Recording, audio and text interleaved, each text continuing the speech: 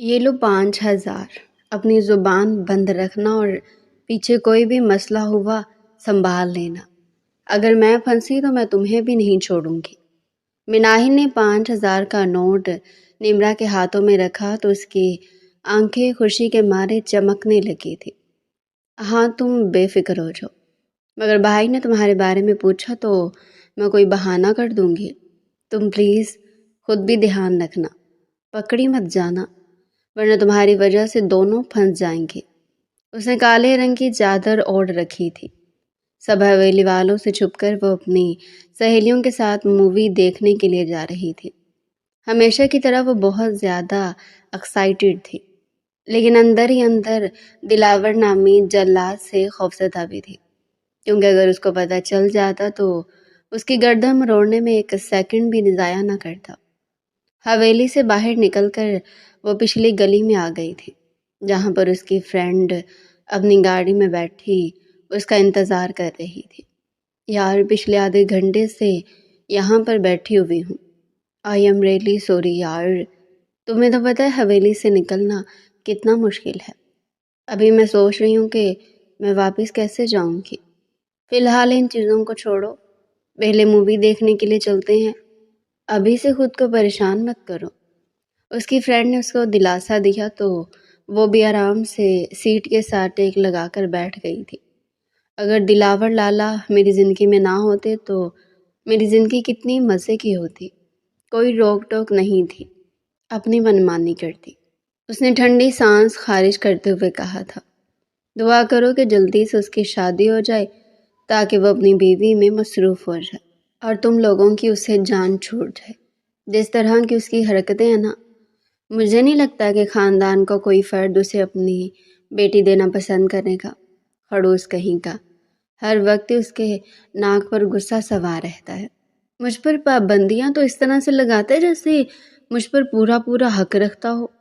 سخت زہر لگتا ہے مجھے وہ انسان۔ ویسے امیجن کرو کہ تمہاری اس سے شادی ہو جاتی ہے، توبہ کرو، استغفار کرو۔ اس سے شادی کرنے سے اچھا کہ میں ساری زندگی کنواری رہ جاؤں۔ اس نے بیزاری سے اپنا سر جھٹکتے ہوئے جواب دیا تھا۔ وہ لوگ وہاں پر ٹائم سے پہلے پہنچ گئے تھے۔ اس کی 2 سہیلیاں ابھی تک نہیں آئی تھی۔ وہ لوگ باہر کھڑے انہی کا ہی انتظار کر رہے تھے۔ اس نے پریشے کا بازو پکڑا ہوا تھا کیونکہ رش بہت زیادہ تھا۔ اچانک اس کا موبائل بجنے لگا۔ اس نے دیکھا کہ دلاور خان کا نمبر اس کے موبائل پر جگمگا رہا تھا۔ خوف سے اس نے تھوک نگلا تھا، کیا کروں، موبائل بند کر دیتی ہوں۔ اس دوران پریشے کا بازو اس کے ہاتھوں سے چھوٹ گیا تھا۔ اپنے دائیں جانب دیکھے بغیر اس نے اپنے پہلو میں کھڑے دلاور خان کا ہاتھ پکڑ لیا۔ یہ تمہارا ہاتھ مردانہ کب سے ہو گیا؟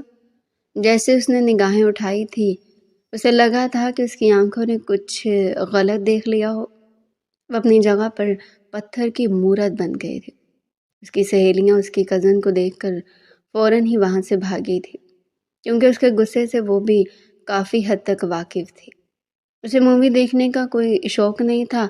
اپنے دوست کے کہنے پر وہ پہلی بار اس کے ساتھ مووی دیکھنے کے لیے آیا تھا، اور یہاں پر اس کا اپنی کزن کے ساتھ ٹاکرا ہو گیا تھا، جس نے اپنے لمبے سیاہ بال کھلے چھوڑے ہوئے تھے۔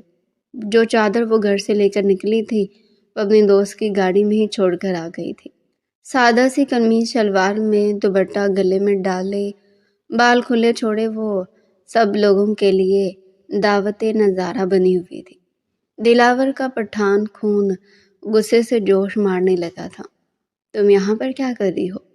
دان پیستے سوال کیا گیا۔ وہ دلاور بھائی، ابھی وہ اسی وقت گاڑی میں چل کر بیٹھو۔ نہیں، میری مووی میں نے ٹکٹ کے پیسے دیے ہیں، اتنی مشکل سے میں نے پیسے اکٹھے کیے تھے۔ میں مووی دیکھے بغیر یہاں سے نہیں جاؤں گی۔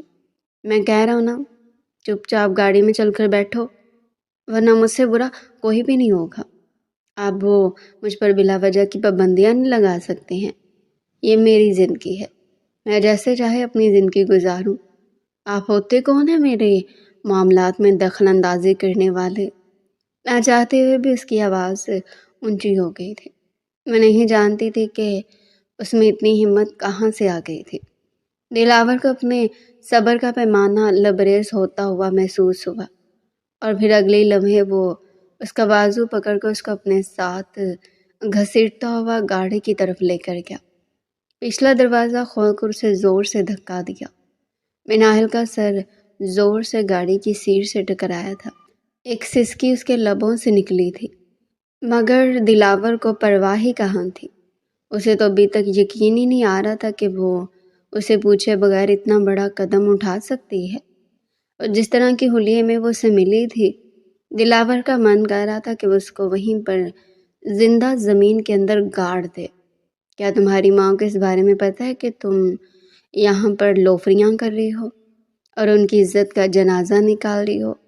मैंने कोई भी गलत काम नहीं किया है। जिस तरह के होलिये में तुम बाहर आई हो ना, हमारे ख़ानदान की औरतें इस तरह का लिबास नहीं पहनती हैं। तुम्हारी चादर कहाँ पर है? वो मेरी दोस्त की गाड़ी में है। ये कहकर उसने बेसाख्ता निगाहें चुराई थी।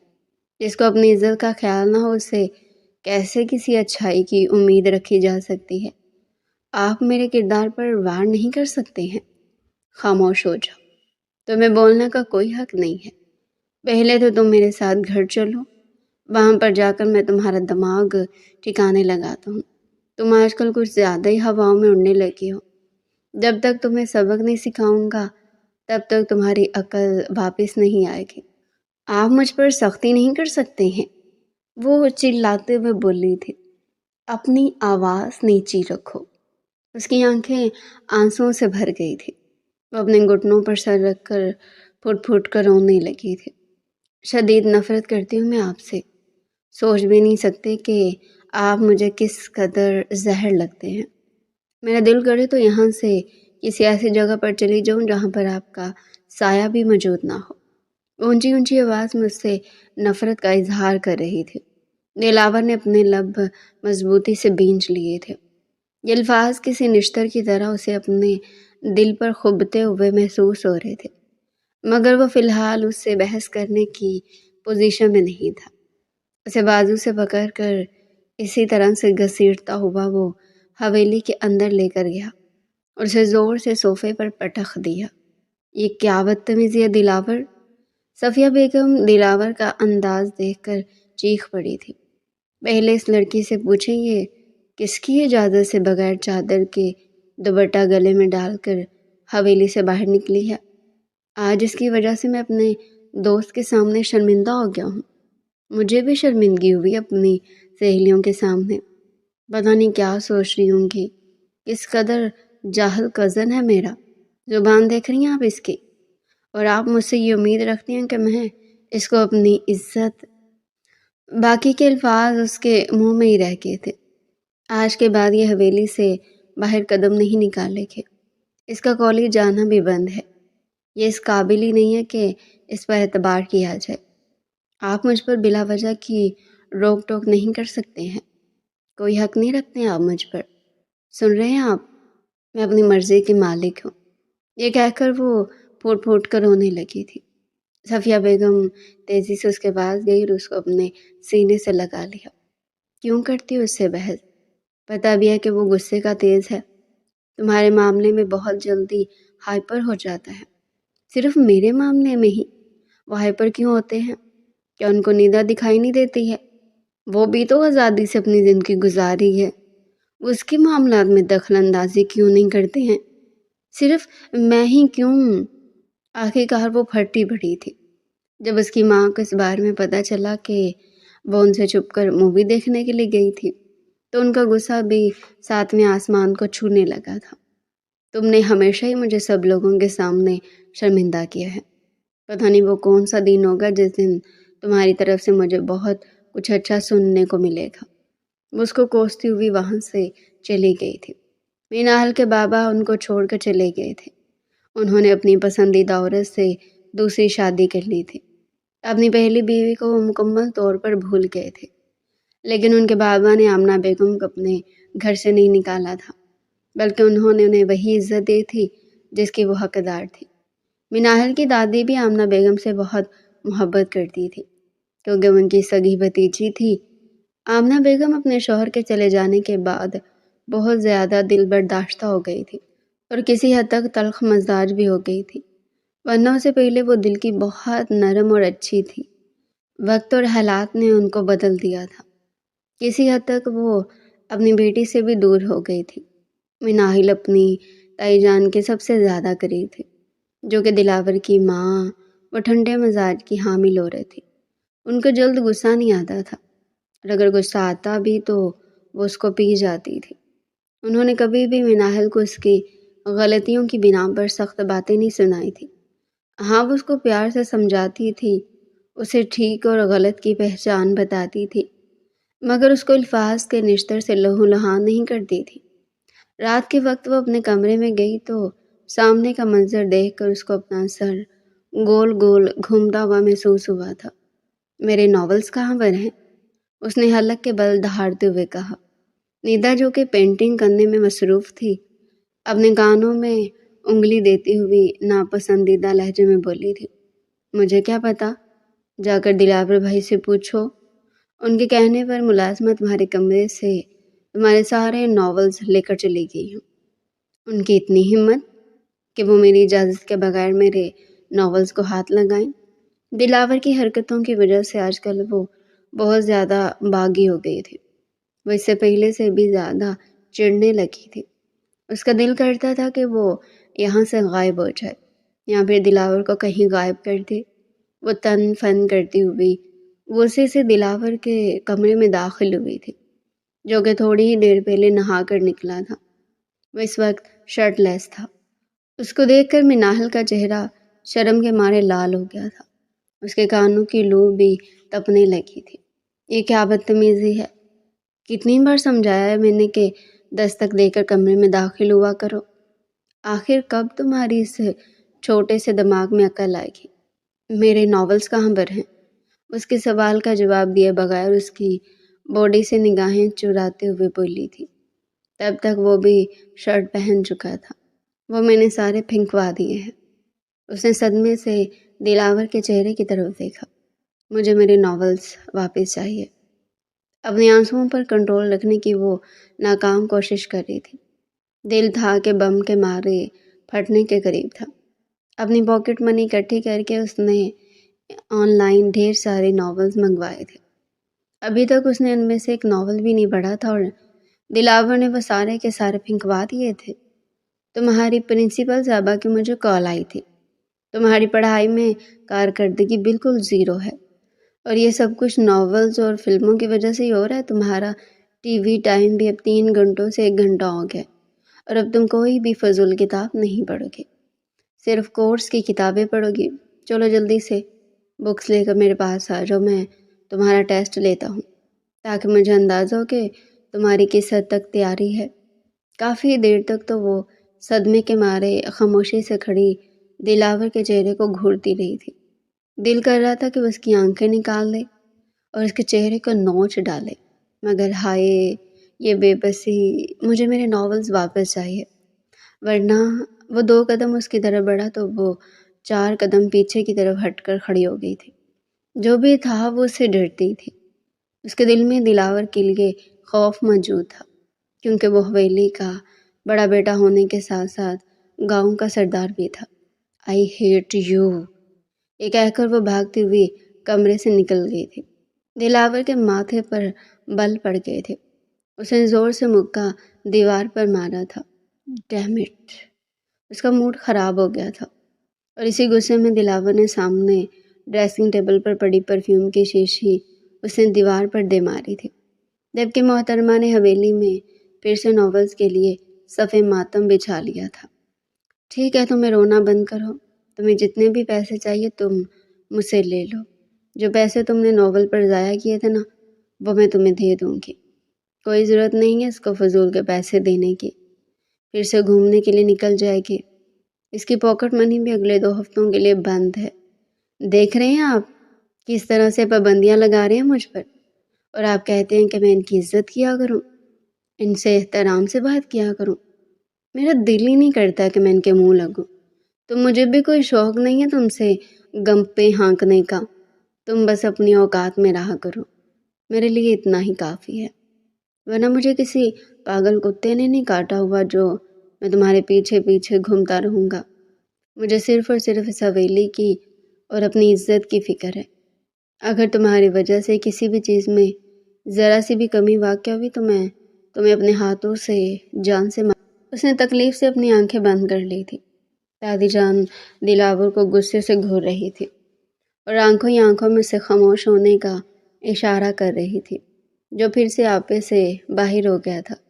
حویلی کے مردوں کو ابھی تک ان دونوں کی آپس کی دشمنی کے بارے میں پتہ نہیں تھا۔ طیب صاحب جو کہ دلاور کے بابا تھے، وہ لائبریری میں بیٹھ کر کچھ اسٹڈی کر رہے تھے، جبکہ صفیہ بیگم ان کے پاس گئی۔ آپ کو لگتا ہے کہ یہ فیصلہ ٹھیک ہے؟ یہ فیصلہ میرے بابا نے کیا تھا اور یہ بہترین فیصلہ ہے۔ وہ دونوں ایک دوسرے کے لیے بالکل پرفیکٹ ہیں۔ مجھے نہیں لگتا کہ وہ دونوں ایک دوسرے کو سمجھتے ہیں۔ ایک آسمان ہے تو دوسرا زمین ہے، ایک چاند ہے تو دوسرا سورج ہے۔ وہ دونوں ایک دوسرے سے شدید کھار کھاتے ہیں۔ ان کے دل میں ایک دوسرے کے لیے محبت نہیں ہے۔ یہ بھی وقتی چیزیں ہیں، بعد میں جا کر سیٹ ہو جائیں گے۔ تم فی الحال ان کے نکاح کی تیاریاں شروع کرو۔ میں چاہتا ہوں کہ دلاور جب امریکہ جائے تو وہ اپنی بیوی کو بھی اپنے ساتھ لے کر جائے۔ میں اپنے جوان بیٹے کو وہاں پر اکیلا نہیں بھیجنا چاہتا ہوں۔ وہ اس وقت روایتی باپ کی طرح برتاؤ کر رہے تھے۔ نکاح تو اس وقت ہوگا جب دلہا اور دلہن راضی ہوں گے۔ یہ کہتے ہوئے وہ کمرے سے باہر نکل آئی تھی۔ صفیہ بیگم بہت زیادہ پریشان تھی۔ وہ اس لڑکی کے مزاج سے بھی واقف تھی۔ دوسری طرف ابھی مناہل کو آدھی خبریں ملی کہ وہ اچھلتی ہوئی بھنگڑے ڈالتی ہوئی اپنے کمرے سے باہر نکلی اور دادی کے سامنے آ کر بھنگڑے ڈالنے لگی۔ وہ نہیں جانتی تھی کہ کمرے میں اور بھی لوگ بیٹھے ہوئے ہیں۔ دلاور نے ایک ناپسندیدہ نظر اس پر ڈالی تھی اور اپنی ماں کو آنکھوں ہی آنکھوں میں اشارہ کیا تھا، جیسے کہنا چاہ رہا ہو کہ میں آپ کو بتا رہا تھا یہ لڑکی بہت بے وقوف ہے اور اس کی حرکتیں کبھی بھی نہیں سدھر سکتی ہیں۔ او بلے بلے اور شاوا شاوا۔ دادی جان، آپ کو پتہ ہے دلاور لالا امریکہ جا رہے ہیں؟ اس کا مطلب یہ ہے کہ اب میں مکمل آزاد ہو جاؤں گی۔ کوئی بھی مجھ پر پابندیاں لگانے والا نہیں ہوگا، کوئی بھی بلا وجہ غصہ کرنے والا نہیں ہوگا۔ حویلی میں سکون ہی سکون ہوگا۔ یہ کہہ کر وہ پلٹی تو پھر باقی کے الفاظ اس کے منہ میں ہی رہ گئے تھے، کیونکہ دلاور صوفے پر بیٹھا اس کو خونخوار نظروں سے گھور رہا تھا۔ اس کے خیالات جاننے کے بعد وہ مزید طیش میں آ گیا تھا۔ تھوڑے سے ہوش کے ناخن لیا کرو، کیا ہر وقت بچکانہ حرکتیں کرتی رہتی ہو؟ آمنہ بیگم نے اسے ڈانٹ کر چپ کروایا اور اسے اپنے پاس بٹھا لیا۔ مجھے نہیں لگتا کہ لڑکی اتنی بڑی ذمہ داری سنبھال پائے گی۔ کس ذمہ داری کی بات کر رہے ہیں آپ؟ دلاور لالا کی بات کو بیچ میں اچکتے ہوئے اس نے پھر سے اپنی بات کہی تھی۔ وہ گہری سانس لے کر وہاں سے اٹھ کر چلا گیا تھا۔ ہم تمہاری اور دلاور کی شادی کی بات کر رہے ہیں۔ آپ میرے ساتھ مذاق کر رہے ہیں نا؟ آج تو اپریل فول بھی نہیں ہے، پھر آپ میرے ساتھ پرینک کیوں کر رہے ہیں؟ وہ عجیب سے انداز میں ہنستے ہوئے بولی تھی، جیسے اسے یقین نہ ہو یہ مذاق نہیں ہے، حقیقت ہے۔ تمہارے دادا جان نے یہ فیصلہ کیا تھا تمہارا نکاح ہر حال میں دلاور سے ہوگا، اور پھر تم اس کے ساتھ امریکہ جاؤ گی۔ وہ یہاں سے اکیلا نہیں جا رہا، بلکہ تم بھی اس کے ساتھ جا رہی ہو۔ وہ بے چین ہو کر اپنی جگہ پر اٹھ کھڑی ہوئی تھی۔ کیا آپ لوگوں نے مجھے بے وقوف سمجھا ہوا ہے، جو میں سب کچھ جانتے بوجھتے ہوئے کالے کنبے میں کود جاؤں گی؟ میں مر جاؤں گی مگر کبھی بھی اس انسان سے شادی نہیں کروں گی۔ مجھے اپنی زندگی کھل کر گزارنی ہے۔ میں کسی تنگ اور بند کمرے میں سانس گھٹنے کی وجہ سے نہیں مرنا چاہتی۔ اور آپ جانتے ہیں کہ دلاور لالا کو اپنی زندگی میں شامل کرنا بالکل ایسا ہی ہے، جب میں ان کے ساتھ ہوتی ہوں تو میرا دم گھٹنے لگتا ہے۔ دلاور جو کہ اپنا موبائل لینے کے لیے کمرے میں داخل ہونے لگا تھا، اس کی باتیں سن کر دروازے پر ہی رک گیا تھا۔ یہ 4 فٹ اور 9 انچ کی لڑکی اس کے بارے میں اس قدر نادر خیالات رکھتی ہوگی۔ اس کے وہم و گمان بھی نہیں تھا۔ میں گھر سے بھاگ جاؤں گی مگر اس سے شادی نہیں کروں گی۔ ہوش کے ناخن لو لڑکی، کیا کہہ رہی ہو تم؟ میں نے جو کچھ کہا نا میں اس پر قائم ہوں۔ آپ کے لیے بھی بہتر یہی ہوگا کہ آپ مجھ پر اس انسان کو مسلط نہ کریں، ورنہ انجام کے ذمہ دار آپ لوگ خود ہوں گے۔ تمہارا اس سے نکاح فائنل ہو چکا ہے، اپنے آپ کو ذہنی طور پر تیار کر لو۔ پہلے میں نے سوچا تھا کہ اگلے جمعے تم لوگوں کا نکاح کرواؤں گی، لیکن اب تم لوگوں کا نکاح 3 دن کے بعد ہوگا۔ اس دوران تم حویلی سے قدم بھی باہر نہیں نکالو گی۔ امی جان، اسے سسکتے ہوئے کہا تھا، مگر آمنہ بیگم اس کی بات سننے کے لیے تیار ہی نہیں تھی۔ دیکھ لیا آپ نے، دلاور بھی کمرے کے اندر داخل ہو گیا تھا۔ اسے دیکھ کر باہر کی طرف بھاگی تھی۔ یہ لڑکی میرا نام بھی نہیں سننا چاہتی، اسے میرے نام سے بھی شدید نفرت ہے، اور آپ اسے میری بیوی بنانے کے خواب دیکھ رہے ہیں۔ میں اس لڑکی کو اپنی زندگی میں شامل کر کے اس کے ساتھ زیادتی نہیں کر سکتا ہوں۔ میرا ضمیر مجھے اس بات کی اجازت نہیں دیتا ہے۔ امی جان، یہ فیصلہ تمہارے بابا کر چکے ہیں اور پورے خاندان کو اس بات کی خبر بھی مل چکی ہے۔ اب اگر ہم نکاح کینسل کریں گے تو سارے خاندان میں ہم لوگوں کی بدنامی ہوگی، لوگ ہزاروں طرح کی باتیں بنائیں گے۔ یہ بڑوں کا فیصلہ اور تم لوگوں پر یہ بات لاگو ہوتی ہے کہ بڑوں کے فیصلے کو قبول کرو۔ اسی میں تم لوگوں کی بھلائی ہے، اسی میں تم لوگوں کی خوشی اور بہتری ہے۔ وہ حویلی سے نکل کر اپنے بابا کے پاس ان کے آفس میں آ کر بیٹھ گیا تھا۔ اس نے اپنے بابا سے بھی اسی بارے میں بات کی تھی کہ وہ یہ نکاح نہیں کرے گا کیونکہ وہ لڑکی اسے پسند ہی نہیں کرتی ہے۔ طیب صاحب نے اسے سمجھایا، دیکھو ابھی وہ کم عمر ہے اور ناسمجھ ہے، وقت گزرنے کے ساتھ ساتھ وہ سمجھدار ہو جائے گی اور اسے عقل بھی آ جائے گی، اور اسے یہ اندازہ ہوگا کہ فیصلہ اس کے لیے کتنا بہتر تھا۔ تم اسے اپنے ساتھ لے کر جاؤ، اس کے ساتھ وقت گزارو، اس کو سمجھو، اور اسے بھی یہ موقع دو کہ وہ تمہیں سمجھنے کی کوشش کرے۔ جہاں تک نکاح کینسل کرنے کا سوال ہے تو یہ اب کسی بھی صورت ممکن نہیں ہو سکتا، اس کا تو کوئی جواز ہی پیدا نہیں ہوتا ہے۔ بہتر یہی ہوگا کہ تم بھی اپنے آپ کو ذہنی طور پر تیار کرو۔ رات کا وقت تھا، مناہل رو رو کر تھک چکی تھی، اب تو اس کے آنسو بھی خشک ہو گئے تھے۔ اپنے آپ کے ساتھ کیوں ظلم کر رہی ہو؟ ندا نے ٹیشو پیپر اس کی طرف بڑھایا تو وہ اس کو غصے سے گھورنے لگی۔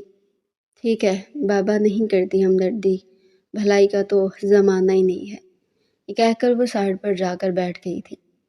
میں نے فیصلہ کر لیا، میں اس رشتے سے بچنے کے لیے کسی بھی حد سے گزر جاؤں گی۔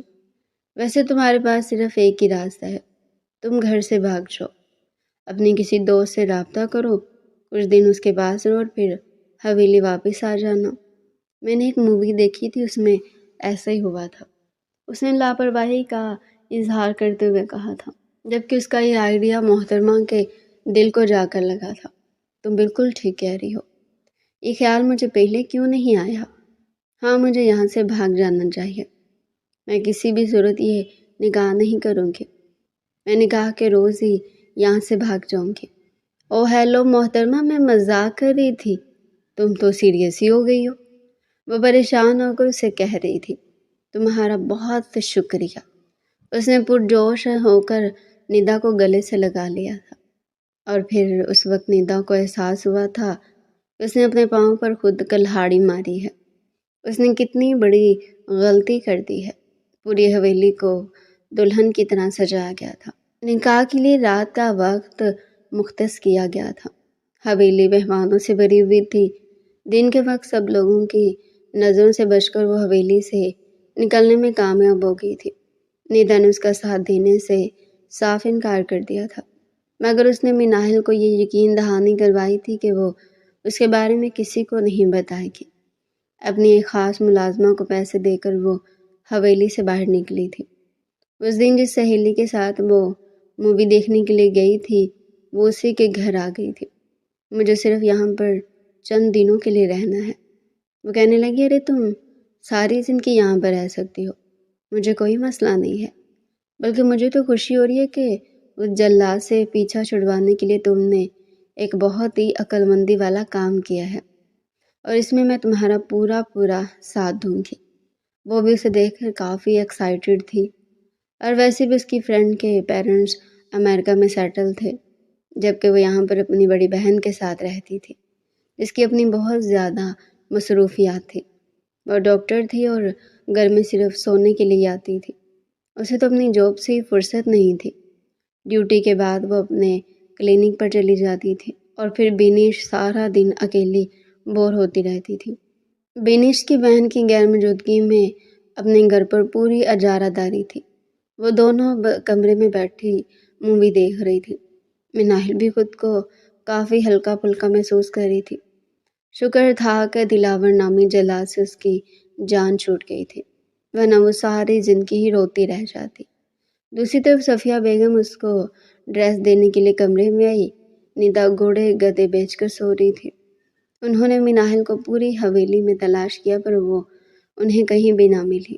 ندا کا کندھا پکڑ کر جھنجھوڑ کر اٹھایا تو وہ بیزاریت سے بولی، کیا مسئلہ ہے چچی جان؟ کیوں نہیں سونے دے رہی آپ مجھے؟ مناہل کہاں پر ہے؟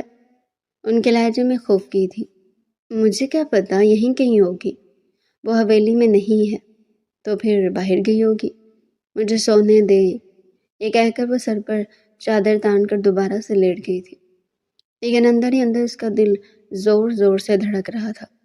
مناہل کا ساتھ دینے کا وعدہ تو کر دیا تھا، لیکن اب اسے اپنی غلطی کا احساس ہو رہا تھا۔ جب دلاور کے اس بارے میں پتہ چلا، اس کا غصہ بے قابو ہونے لگا تھا۔ بس نہیں چل رہا تھا کہ وہ اس لڑکی کو واقعی جان سے مار دیتا۔ وہ اتنا بڑا قدم کیسے اٹھا سکتی ہے؟ دلاور کو اس چیز کا اندازہ تو تھا کہ وہ کوئی نہ کوئی ڈرامہ ضرور کریٹ کرے گی، مگر اس نے کبھی خوابوں میں بھی نہیں سوچا تھا کہ وہ خاندان والوں کی اور اس کی عزت کو خطرے میں ڈال کر حویلی سے بھاگ جائے گی۔ اسے مناہل کی ساری دوستوں کو کال کی تھی، سب لوگوں نے ہی لا علمی کا اظہار کیا تھا۔ آخر اس کی ایسی کون سی دوست تھی جس کے بارے میں وہ نہیں جانتا تھا؟ یہ بات تو کنفرم تھی کہ اتنا بڑا قدم وہ اکیلے نہیں اٹھا سکتی تھی۔ اس نے کسی کی مدد ضرور لی تھی، اور اس کی مدد کرنے والی صرف ایک ہی عورت تھی، ندا صاحبہ، جو کہ اس کی بیسٹ فرینڈ ہونے کے ساتھ ساتھ اس کی ہمراز بھی تھی۔ مجھے کلیئر کٹ اور صاف الفاظ میں بتاؤ کہ وہ کہاں پر ہے۔ اگر تم نے مجھے اس کے بارے میں نہیں بتایا تو تمہاری آزادی بھی ختم ہو جائے گی۔ خاندان کی ایک عورت کی غلطی کی سزا سب عورتوں کو ملے گی۔ یہ سن کر وہ ڈر گئی تھی، کیونکہ وہ بھی اعلیٰ تعلیم حاصل کرنے کے لیے باہر جانا چاہتی تھی اور اپنے خوابوں کو تکمیل تک پہنچانا چاہتی تھی۔ میں آپ کو بتاتی ہوں، وہ اپنی دوست بینش کے گھر گئی ہے۔ میرے پاس اس کا ایڈریس بھی ہے۔ رکیے، میں آپ کو اس کا ایڈریس لا کر دیتی ہوں۔ ایک ہی سانس میں اس نے اپنی بات مکمل کی اور بھاگتی ہوئی کمرے میں چلی گئی تھی۔ اسے اپنی آزادی بہت عزیز تھی، جس پر وہ کسی بھی قسم کا کمپرومائز نہیں کر سکتی تھی۔ یہ تو اس کا پتہ تھا کہ دلاور ہر حال میں مناہل تک پہنچ جائے گا۔ بعد میں ہی صحیح دلاور کو پتہ چل ہی جانا تھا کہ ندا نے اس سلسلے میں اس کی مدد کی تھی، تو کیوں نہ وہ ابھی اسے سب کچھ بتا دیتی اور اپنے کاغذ صاف کر لیتی۔ وہ دونوں مووی دیکھنے میں اتنی مگن تھی کہ دروازے پر ہونے والی دستک کی طرف دونوں کا دھیان ہی نہ گیا۔ اسی وقت بینیش کا موبائل بجنے لگا تھا۔ ایک انجان نمبر سے اس کو کال آ رہی تھی۔ ابھی اور اسی وقت میری ہونے والی بیوی کو لے کر باہر آؤ، ورنہ پولیس کو لے کر تمہارے گھر آ جاؤں گا۔ کون ہو تم؟ اس نے لڑکھڑاتے ہوئے لہجے میں سوال کیا تھا۔ بظاہر تو وہ بہت بہادر بنتی تھی، لیکن اندر سے وہ حد سے زیادہ ڈرپوک تھی۔ مناہل کا کزن ہوں دلاور، اسے لے کر باہر پہنچو، ورنہ پولیس کو لے کر تمہاری حویلی پہنچوں گا اور تمہارے باپ کو کال کر کے تمہارے کرتوتوں کے بارے میں ڈیٹیل سے بتاؤں گا۔ کیا ہوا، تم اتنی پریشان کیوں ہو؟ وہ تمہارا کزن یہاں پر آ گیا ہے، وہ پولیس کو لے کر، یہ کہہ کر وہ تیزی سے دروازہ کھول کر باہر بھاگی تھی، جہاں پر دلاور لاؤنج میں ہی صوفے پر ٹانگ چڑھا بیٹھا ہوا تھا۔ سامنے ہی پلوشا بیٹھی تھی، جو کہ بینش کی بڑی بہن تھی اور دلاور کی جاننے والی بھی تھی۔ بینش کو اس نے ناپسندیدہ نظروں سے دیکھا تھا۔ تم سے تو میں بعد میں پوچھوں گی، پہلے اپنی دوست کو لاؤ اور اسے واپس بھیجو۔ بینش، جو کہ ڈرامے بازی کرنے کی خواہش رکھ رہی تھی، پلوشا کی بات سن کر اپنا سمول لے کر رہ گئی تھی اور پھر مجبوراً مناہل کو لے کر باہر آ گئی تھی۔ چلو میرے ساتھ، دلاور نے اسے تلخ لہجے میں کہا تو وہ نفی میں سر ہلانے لگی۔ اس کے ہاتھوں کو مضبوطی سے اپنے ہاتھوں میں پکڑتا ہوا اسے اپنے ساتھ لے کر حویلی سے باہر نکلا تھا۔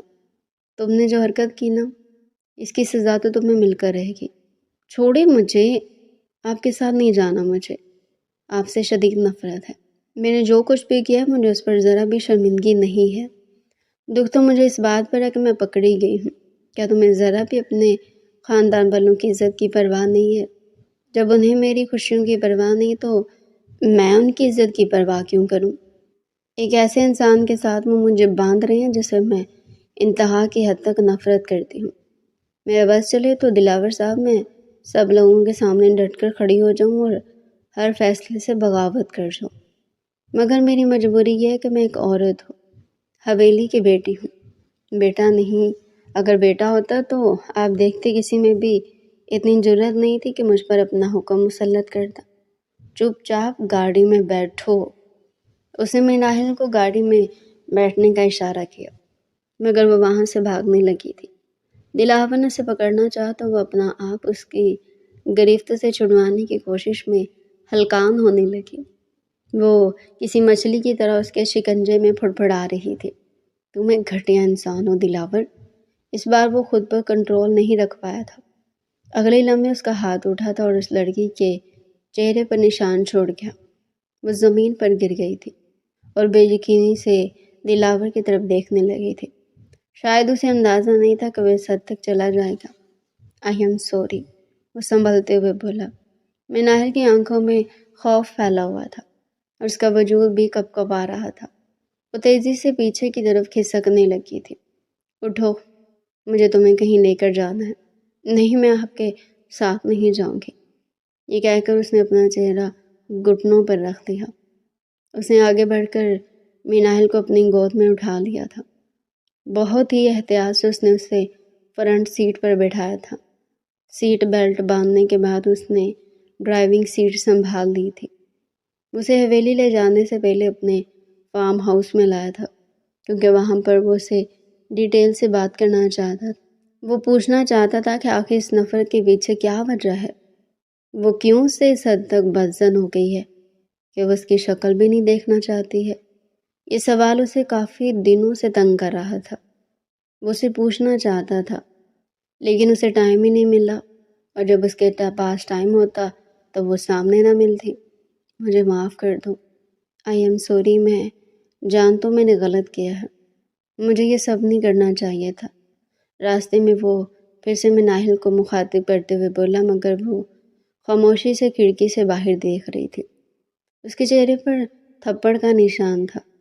اس کے لال گال کو دیکھ کر دلاور نے دل ہی دل میں اپنے آپ کو گالیاں دی تھی، مگر وہ کیا کرتا؟ وہ آپے سے باہر ہو گیا تھا۔ ایک تو وہ لڑکی اس کی کوئی بات نہیں سن رہی تھی اور اس کے کردار پر انگلی بھی اٹھا رہی تھی۔ چلو میرے ساتھ۔ دلاور نے اسے گاڑی سے اترنے کا اشارہ کیا تھا تو وہ خاموشی سے اس کے چہرے کو گھورنے لگی تھی۔ اب کیا مجھے تمہارے لیے انویٹیشن کارڈ بھیجنا پڑے گا؟ اس کی آواز تھوڑی سی اونچی ہوئی تو وہ تیزی سے دروازہ کھول کر باہر کو نکلی تھی، کیونکہ وہ اس کے تھپڑ سے بہت زیادہ ڈر چکی تھی اور اب اسے مزید غصہ دلانا نہیں چاہتی تھی۔ اسے بہت غور سے دیکھ رہا تھا۔ کیا میں تم سے پوچھ سکتا ہوں کہ تم مجھ سے اتنی نفرت کیوں کرتی ہو؟ وہ دونوں لان میں لگی کرسیوں میں آ کر بیٹھ گئے تھے۔ کیا آپ کو لگتا ہے کہ آپ کو مجھ سے یہ سوال پوچھنا چاہیے؟ آپ اچھی طرح سے جانتے ہیں کہ مجھے آپ سے کیوں نفرت ہے۔ وہ بھی منہ بناتے ہوئے کہے جا رہی تھی، آپ کی بے جا پابندیوں کی وجہ سے آپ نے مجھے ہمیشہ ہی اپنا زر خرید غلام سمجھا ہے۔ آپ نے کبھی بھی میری باتوں کو اور میری خواہشات کو اہمیت نہیں دی ہے۔ مجھے اپنی قید میں رکھا ہے۔ میں اس جیل میں ساری زندگی نہیں گزارنا چاہتی، میں گھٹ گھٹ کر نہیں مرنا چاہتی ہوں۔ اس کی باتیں سن کر بہت حیران ہوا تھا۔ مجھے صرف ایک بار بتا دو، میں نے کب تمہیں قید کیا؟ آپ نے کب مجھے قید نہیں کیا؟ آپ کی وجہ سے میں کبھی بھی انجوائے نہیں کر پائی۔ ہر جگہ پر جانے پر پابندی، یہ نہ کرو، وہ نہ کرو، یہاں نہ جاؤ، اس سے نہ ملو، اس سے نہ ملو، یہ نہ پڑھو، وہ نہ دیکھو۔ میری عمر کی ساری لڑکیاں اپنی زندگی کو انجوائے کرتی اور میں آپ کی پابندیوں پر آنسو بہاتی رہتی ہوں۔ مجھے پتہ ہے کہ آپ کو کیوں یہ سب اچھا لگتا ہے، اپنی انا کو تسکین پہنچانا، لیکن میں یہ کسی بھی صورت ممکن نہیں ہونے دوں گی۔ میں مزید آپ کی انا کو اپنی ذات کے ذریعے تسکین پہنچانے نہیں دوں گی۔ میں نے جو کچھ بھی کیا وہ تمہاری بہتری کے لیے کیا۔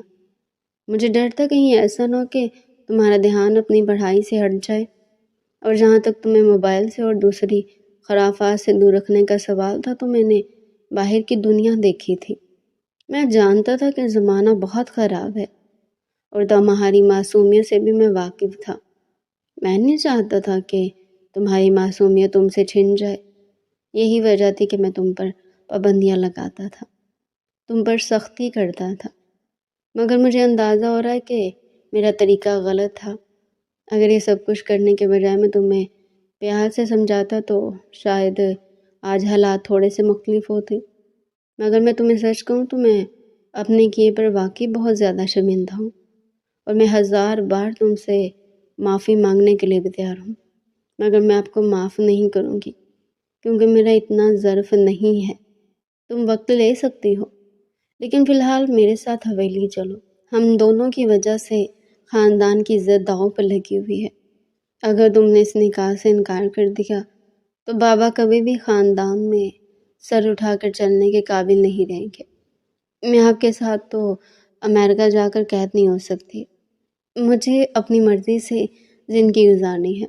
میں تمہیں گارنٹی دیتا ہوں، تم جیسے چاہے اپنی زندگی گزارنا، تمہارے کسی معاملے میں دخل اندازی نہیں کروں گا، بلکہ تمہارے ہر فیصلے کو عزت دوں گا۔ جیسا تم کہو گی، جیسا تم چاہو گی ویسے ہی ہوگا۔ مناہل کو چند لمحوں کے لیے اپنے کانوں پر یقین ہی نہیں آیا تھا۔ اس کو لگ رہا تھا کہ اس نے کچھ غلط سن لیا ہو۔ نیلاور نے جب اس کے چہرے پر بے یقینی دیکھی تو وہ پھیکے سے انداز میں مسکرا دیا۔ میں اسٹامپ پیپر پر سائن کرنے کے لیے تیار ہوں۔ وعدہ کرتا ہوں کہ جو الفاظ میں نے ادا کیے ہیں میں ان سے پیچھے نہیں ہٹوں گا۔ صرف ایک بار مجھ پر بھروسہ کر کے دیکھو، میں آپ کو کبھی بھی معاف نہیں کروں گی۔ آپ نے مجھ پر ہاتھ اٹھایا ہے، میں اس بار بھی بہت زیادہ شرمندہ ہوں، اور اس کے لیے بھی اس وقت تک تم سے معافی مانگتا رہوں گا جب تک کہ تمہارا دل میری طرف سے صاف نہیں ہو جاتا۔ اب چلو میرے ساتھ، سب لوگ ہمارا انتظار کر رہے ہوں گے۔ اسے لے کر حویلی واپس آ گیا تھا۔ آمنہ بیگم غصے سے اپنی بیٹی کی طرف بڑھی، مگر وہ اس کے سامنے سیسا پلائی کی دیوار بن کر کھڑا ہو گیا تھا۔ جو کچھ بھی ہوا اس میں ہم دونوں کی غلطی ہے۔ ہم لوگوں میں کچھ بدگمانیاں پیدا ہو گئی تھی، میں نے ان ساری چیزوں کو کلیئر کر دیا ہے۔ ساری غلط فہمیاں ختم ہو چکی ہیں اور ہم دونوں ایک دوسرے سے نکاح کرنے کے لیے تیار ہیں۔ مناہل نے اپنی ماں سے بے ساختہ نگاہیں چرائی تھی۔ کل صبح کی ان دونوں کی فلائٹ تھی۔ وہ اپنے کمرے میں آ گئی تھی۔ پارلر والی پہلے سے موجود تھی کیونکہ دلاور کے بابا نے سب خاندان والوں کو بلایا ہوا تھا، اس لیے نکاح بہت دھوم دھام سے ہونا تھا۔ پارلر والی نے اسے تیار کرنا شروع کیا تو اس نے صرف 1 گھنٹہ ہی لگایا تھا۔ اس نے بہت جلدی میں مناہل کو تیار کیا تھا، لیکن جب وہ تیار ہو کر آئینے کے سامنے کھڑی ہوئی تو وہ خود کو دیکھ کر ہی شرما گئی تھی، کیونکہ وہ اس خوبصورت عروسی جوڑے میں بے تحاشا روپ ڈھا رہی تھی۔ اس نے پھیکی سی مسکراہٹ سے اپنا جائزہ لیا اور پھر صوفے پر بیٹھ گئی۔ وہ لڑکی جس نے مناہل کو تیار کیا تھا اسے پھر سے دیکھ کر کہہ رہی تھی کہ اتنے ہلکے پھلکے میک اپ میں بھی آپ بہت خوبصورت لگ رہی ہیں۔ میں نے تو آپ کو تیار کرنے میں بھی اتنا ٹائم نہیں لگایا، پھر بھی آپ بہت پیاری لگ رہی ہے۔ اس کی بات سنتے ہی وہ یہ سوچ رہی تھی کہ کیا فائدہ ایسی خوبصورتی کا، پتہ نہیں زندگی میں اتنی خوبصورت ہوگی کہ نہیں۔ ہر طرف اندھیرا چھا گیا تھا۔ کافی سارے مہمان آ گئے تھے۔ فنکشن حویلی میں رکھا گیا تھا۔ کچھ ہی دیر میں اس کی کزن اسے بلانے کے لیے آ گئی تھی۔ رات کے وقت ان کا نکاح ہو گیا تھا۔ اسٹیج پر بیٹھے دونوں بہت خوبصورت لگ رہے تھے۔ دلاور نے اسے دیکھا تو وہ حیران رہ گیا تھا، جبکہ مناہل نے تو اسے نظر اٹھا کر دیکھا بھی نہیں تھا۔ کچھ دیر کے بعد کھانے کا سلسلہ شروع ہوا تھا۔ پھر دلاور کے بابا اور سب لوگ آ گئے۔ دلاور کے بابا نے فوٹو سیشن والے کو بھی بلایا ہوا تھا۔ گروپس تصویر بنائیں گی۔ دلاور اور مناحل کے بھی تصویریں لے گئے۔ ہر تصویر میں بس وہ ہلکا سا مسکرا دیتی تھی۔ کچھ دیر کے بعد مہمان بھی ایک ایک کر کے چلے گئے۔ فنکشن ختم ہو جانے کے بعد وہ اپنی ماں کے کمرے میں آئی تھی، جبکہ اس کی ماں نے اسے نظر اٹھا کر بھی نہیں دیکھا تھا۔ وہ کہنے لگی، امی مجھے معاف کر دیں، لیکن اس کی ماں کا تو دل کر رہا تھا کہ وہ اس کا گلا دبا دے۔ وہ کسی بھی صورت میں اسے معاف کرنے کو تیار نہیں تھی۔ کافی دیر وہ انہیں بلاتی رہی، پھر ان کے قدموں میں بیٹھ گئی اور رونا شروع کر دیا۔ امی پلیز آپ مجھے معاف کر دیں۔ وہ کہنے لگی کہ یہ صلہ دیا تم نے میرا، تمہاری خاطر میں نے اپنی ساری زندگی اس حویلی میں گزار دی۔ میں چاہتی تو تمہارے بابا سے طلاق لے کر کہیں اور بھی شادی کر سکتی تھی، لیکن میں نے ایسا نہیں کیا اور تم مجھے یہ صلہ دے رہی ہو۔ کیا اس دن کے لیے میں نے تمہیں پال پوس کر بڑا کیا تھا؟ وہ اپنی ماں سے بہت شرمندہ تھی، رو رو کر اپنی ماں سے معافی مانگ رہی تھی۔ تبھی اس کی ماں کا بھی دل نرم پڑ گیا تھا اور پھر وہ اپنی ماں کے گلے لگ کر بہت زیادہ روئی تھی۔ کتنی ہی دیر وہ اپنی ماں کے کندھے پر سر رکھ کر روتی رہی۔ اس کی ماں کے دل سے بھی سارے گلے شکوے ختم ہو گئے تھے اور وہ اپنی ماں کو ناراض بھی نہیں رکھنا چاہتی تھی، کیونکہ وہ یہاں سے بہت دور جا رہی تھی، ایک اجنبی ملک میں جہاں پر کوئی بھی اس کا اپنا نہیں تھا، اور جو اس کا اپنا تھا وہ اجنبیوں سے بھی بدتر تھا۔ کمرے میں آ کر اس نے وہ بھاری کامدار سوٹ اتارا اور فریش ہو کر باہر نکلی تو اسے یاد آیا کہ اس نے تو ابھی اپنی پیکنگ بھی کرنی ہے۔ پھر جلدی سے اس نے اپنا ضروری سامان رکھا اور پیکنگ کرنے لگی۔ اس سب سے جب وہ فارغ ہوئی تو بستر پر لیٹ کر بھی نیند اس سے کوسوں دور تھی۔ وہ یہی سوچ رہی تھی کہ کل نہ جانے کیا ہوگا، وہ کیسے اس شخص کے ساتھ رہ پائے گی جس کی مزاج میں زمین آسمان کا فرق ہے۔ یہ سوچتے ہوئے ایک بار پھر سے اس کی آنکھوں میں آنسو آ گئے تھے۔ یہی سوچتے سوچتے نہ جانے کب اس کی آنکھ لگی۔ صبح نیدا کی آواز پر اس کی آنکھ کھلی۔ ارے مناحل اٹھو بھی، تم نے جانا نہیں ہے، جلدی اٹھو، بس صرف 1 گھنٹہ رہ گیا تمہارے پاس، جلدی سے اٹھو اور تیار ہو جاؤ، تم نے ابھی ناشتہ بھی کرنا ہے۔ میں پہلے بھی 2 دفعہ تمہیں جگانے آ چکی، لیکن تم تو اتنی گہری نیند سو رہی تھی اور اٹھی اور اپنی تیاری کرنے لگی۔ کچھ ہی دیر میں وہ تیار ہو کر آ گئی۔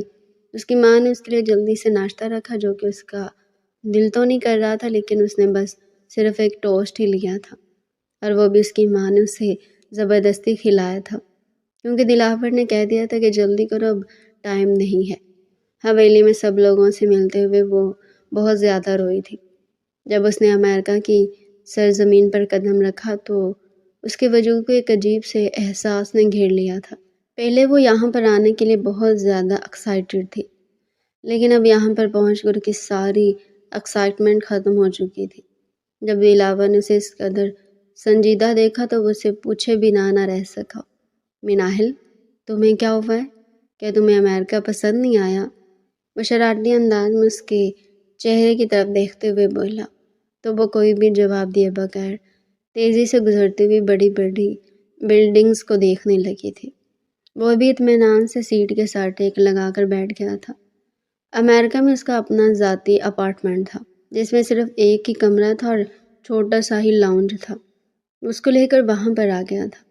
تبھی دلاور اس سے کہنے لگا، جب تک تم اس رشتے کے لیے ذہنی طور پر تیار نہیں ہو جاتی تب تک تم اس کمرے میں رہ سکتی ہو، میں لاؤنج میں سو جایا کروں گا، تم اپنا پورا وقت لے سکتی ہو، تم پر کوئی بھی زور زبردستی نہیں ہوگی۔ یہ سن کر وہ کافی حد تک مطمئن ہو گئی تھی، کیونکہ جو چیز اسے سب سے زیادہ ڈرا رہی تھی اس کا بھی مسئلہ حل ہو گیا تھا۔ یہاں پر آ کر اسے احساس ہوا تھا کہ یہاں کے لوگوں کی زندگی بہت ٹف ہے۔ پاکستان میں تو اس کے رشتہ دار اور آس پاس سہیلیاں موجود تھیں، جس کی وجہ سے اس کا اچھا وقت گزر جاتا تھا، مگر یہاں پر دلاور کے علاوہ کوئی بھی نہیں تھا۔ وہ یہاں پر آ کر چاہ کر بھی اپنی منمانی نہیں کر پا رہی تھی۔ وہ ہر طرح سے دلاور پر ہی ڈیپینڈ کرتی تھی، کیونکہ وہ یہاں پر کسی چیز سے بھی واقف نہیں تھی، یہاں تک کہ دلاور اسے انسٹیٹیوٹ چھوڑنے کے لیے بھی جاتا تھا اور لینے کے لیے بھی۔ اس نے اپنے آپ کو کافی حد تک چینج کر لیا تھا۔ جو چیزیں اس کی بیوی کو پسند تھی کوشش کرتا تھا کہ وہ بھی انہی چیزوں میں حصہ لے، یعنی اکثر وہ اس کے ساتھ مووی دیکھنے کے لیے جاتا تھا، اسے باہر اپنے ساتھ کھانا کھلانے کے لیے لے کر جاتا تھا، اس کے ساتھ ہنسی مذاق کرتا تھا، اس کا خیال رکھتا تھا، اس کی ضروریات اس کے کہے بغیر ہی پوری کر دیتا تھا، خود تکلیف برداشت کر لیتا تھا مگر اسے آرام دینے کی پوری کوشش کرتا تھا۔ اس دن وہ دونوں باہر گھومنے کے لیے گئے ہوئے تھے کہ واپسی پر مناہل کی ہیلز ٹوٹ گئی تھی تو اس نے اپنے جوگرز اتار کر اس کے سامنے رکھ دیے۔ انہیں پہن لو، تم کافی کمفرٹیبل محسوس کرو گی۔ مگر آپ؟ وہ کہنے لگا، میرا مسئلہ نہیں ہے، میں ننگے پاؤں چل لوں گا، بس تمہیں کوئی تکلیف نہیں پہنچنی چاہیے۔ اس کا دل عجیب سے انداز میں دھڑکا تھا۔ روز شام کے وقت وہ اس کے اپنے ہاتھوں سے کافی بنا کر لاتا تھا۔ وہ دونوں بالکونی میں ایک ساتھ کھڑے ہوتے تھے۔ پہلے ان میں باتیں نہیں ہوتی تھی مگر اب مناہل اسے اپنے دن کے بارے میں سب کچھ شیئر کرنے لگی تھی۔ اسے اپنی سہیلیوں کے بارے میں بتاتی تھی، اسے چھوٹی باتیں ڈسکس کرتی تھی۔ اگر کوئی مسئلہ ہوتا تھا تو وہ دلاور سے مشورہ لیتی تھی۔ وہ اس کو جج کیے بغیر اس کی باتیں بہت ہی غور سے سنتا تھا اور پھر اسے دوستوں کی طرح مخلصانہ مشورہ دیتا تھا۔ روز صبح وہ اس سے اظہار محبت کرتا تھا، جبکہ وہ بدلے میں کہتی تھی، جب مجھے آپ سے پیار ہوگا تب میں آپ کو آئی لو یو ٹو بولوں گی، اس سے پہلے نہیں۔ اکثر تو ایسا بھی ہوتا تھا کہ دلاور اس کے اٹھنے سے پہلے ہی اس کے لیے اپنے ہاتھوں سے ناشتہ بنا دیتا تھا۔ پاکستان میں دلاور نے خود سے اٹھ کر کبھی پانی بھی نہیں پیا تھا اور اب وہ اس کے ناز نخرے اٹھا رہا تھا۔ وہ اپنے اوپر چڑھائے ہوئے خول کو اتارنے پر مجبور ہو گئی تھی، اس کی محبت کے سامنے گھٹنے ٹیکنے پر مجبور ہو گئی تھی۔ شام کے ڈھلتے ہوئے رنگ آہستہ آسمان پر پھیل رہے تھے۔ امریکہ کی اونچی عمارتوں کے درمیان سورج اپنی آخری کرنیں بکھیر رہا تھا۔ فضا میں ایک عجیب سا سکون تھا، جیسے دن کی ساری تھکن اب خاموشی میں ڈوب رہی ہو۔ اپارٹمنٹ کی بالکنی سے نیچے شہر کی چمکتی روشنیوں کا منظر دل کو بھا رہا تھا۔ سڑکوں پر گاڑیوں کے شور کے باوجود ان دونوں کے درمیان ایک خوبصورت خاموشی تھی۔ مناہل نے دونوں ہاتھوں میں کافی کا کپ تھاما ہوا تھا، جس کی بھاپ آہستہ اس کے چہرے سے ٹکرا رہی تھی۔ اس نے نیچے جھک کر دور جاتے ہوئے سورج کو دیکھا، پھر دلاور کی طرف نظریں اٹھائی۔ دلاور آرام سے ریلنگ کے ساتھ ٹیک لگائے کھڑا تھا، اس کے ہاتھ میں بھی کافی کا کپ تھا۔ نرم شام کی ہوا میں اس کے بال تھوڑے بکھر گئے تھے اور اس کے چہرے پر ایک سکون بھری مسکراہٹ تھی، وہ مسکراہٹ جو مناہل کے دل کو پگھلا چکی تھی۔ کچھ لمحے یوں ہی خاموش گزر گئے، دونوں اپنے اپنے خیالوں میں گم تھے۔ دلاور کبھی نیچے دیکھتا تو کبھی مناہل کو، اس کے چہرے پر اطمینان تھا، جیسے بہت دنوں بعد اسے سکون نصیب ہوا ہو۔ مناہل جو کافی دیر سے کچھ کہنا چاہ رہی تھی، پھر کچھ ہمت کر کے بولی، مجھے آپ سے کچھ کہنا ہے۔ دلاور نے کپ لبوں سے ہٹایا اور سوالیہ انداز میں اس کی طرف دیکھا۔ کہو مناہل، کیا کہنا ہے میری بیوی کو؟ کچھ بھی کہنے کے لیے اجازت کی ضرورت نہیں ہے۔ اس کی آواز ہمیشہ کی طرح بھاری مگر نرم تھی۔ مناہل نے گہری سانس لی، دل تیزی سے دھڑکنے لگا۔ اس کے چہرے پر ہلکی سی گھبراہٹ اور شرم ایک ساتھ عیاں ہو رہی تھی۔ اس نے ہچکچاتے ہوئے نظریں نیچے کر لی۔ دلاور نے ہلکا سا قدم اس کی طرف بڑھایا۔ کیا ہوا؟ کچھ پریشان ہو؟ مناہل نے ایک لمحہ آنکھیں بند کی جیسے خود کو ہمت دے رہی ہو، پھر آہستہ سے بولی، آئی لو یو ٹو دلاور۔ بس اتنا کہنا تھا کہ لمحہ تھم سا گیا۔ دلاور کے چہرے پر حیرت کے بعد ایک گہری مسکراہٹ ابھری جو آہستہ اس کی آنکھوں تک پھیل گئی۔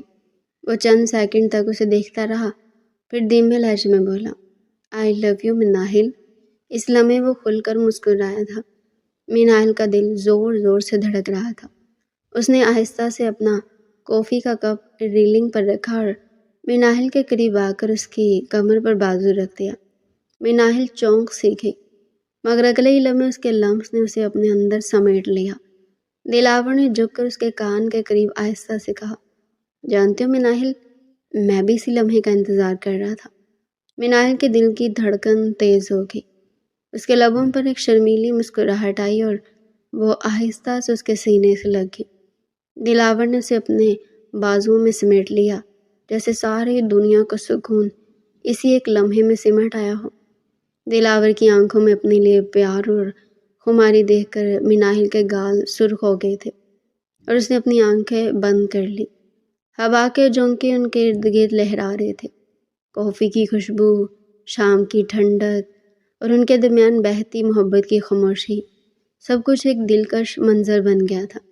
آج جب وہ دونوں اس شام کے سنہری لمحے میں کھڑے تھے، انہیں محسوس ہوا کہ وہ واقعی ایک دوسرے کے لیے بنے ہیں، اور جب دلاور نے مناہل کے گرد اپنے بازوؤں کا گھیرا تنگ کیا تو مناہل نے اس کے سینے میں منہ چھپا لیا، اور باہر شام مکمل طور پر رات میں ڈل گئی۔